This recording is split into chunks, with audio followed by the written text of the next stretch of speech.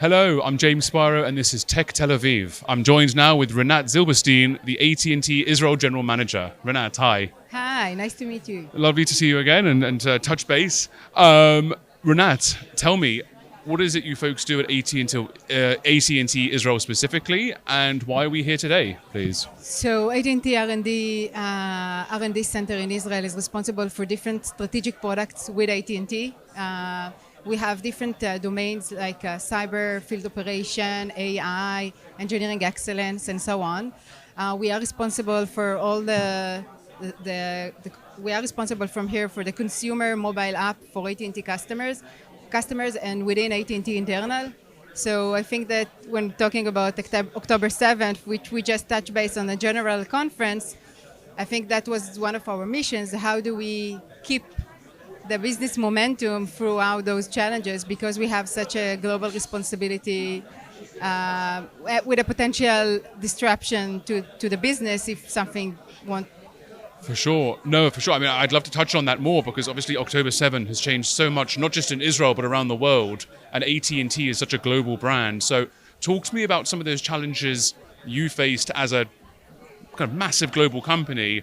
Suddenly you've got this problem, this challenge here. What was that like for you folks? How did you combat that? So it was challenging, and it is still challenging. I think that the focus at the beginning was on the individuals here and what they need in order to feel they are okay. Most of them felt like they need a hug, someone to tell them that everything is going to be okay. And I'm honored and pleased to have such an amazing leadership within AT&T that provided me that support, telling me everything is going to be okay. Just take care of the team. So I passed the same message. They also met with the team here, and the message was clear. Do what you need to do, and everything will be okay. Yeah. So in the first couple of weeks, we just managed. Just, okay, what everyone needs, what are the things you need for your house, for your kids, for your family, for your health, mental health, and we just provided all this. But if there is one thing we tried not to miss is to recognize very quickly what are the business commitments that we have and see what is the minimum we can do in order not to break or not to impact the business. So we put some attention on that, but 90% of the attention was on the individual.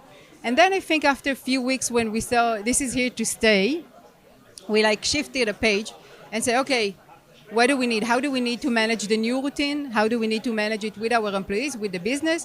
And then we started going back to the new routine and deliver our commitments and trying even to excel these challenging days. But I think that doing that gave the confidence to our leadership that, yeah, we've been through a massive terror attack. Everyone understands that. But the fact that we are resilient and we can continue working tomorrow morning and deliver on our commitments and excelling and innovating, I think that confidence was very good to our leadership in US, understanding that we are resilient and Israel Tech will deliver no matter what, right? That's it. That's the slogan, no Yes. matter what. It's also very important because a company like AT&T, there is a bit of pressure put on Israel when it has to fight back against the attack it had in October. A lot of these international companies are feeling, maybe is there a knock of confidence or maybe unsure how to proceed. So it's very lovely to hear that you folks are keeping resilient and strong, definitely the key word. What advice would you give to other companies that may be facing a similar challenge to you folks? I think that it gave us a reality check to how important it is to be an organization with a good organizational culture that promotes both impact and individual sense, because I think that the balance between them is very sensitive. You cannot only push and say, deliver what you need to do, deliver because we cannot impact the business, yada, yada, if you're not very sensitive about the specific individual, what he needs, what she needs, and how you can help them. If you have a good organizational culture and you always take care of both of them, then you're able to succeed in overcoming those challenges.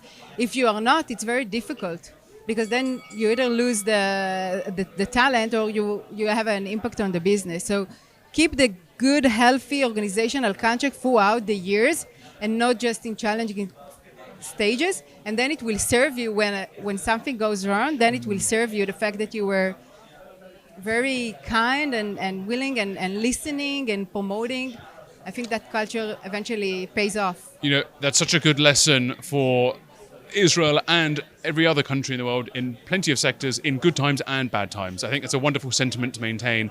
Rinat, we're out of time, I'm afraid. That wasn't the bell for us, that was another bell, but we are out of time. Thank you so much. Thank you, it was great seeing you again. Pleasure. Thank you. Thank Cheers. you, see you soon. Bye.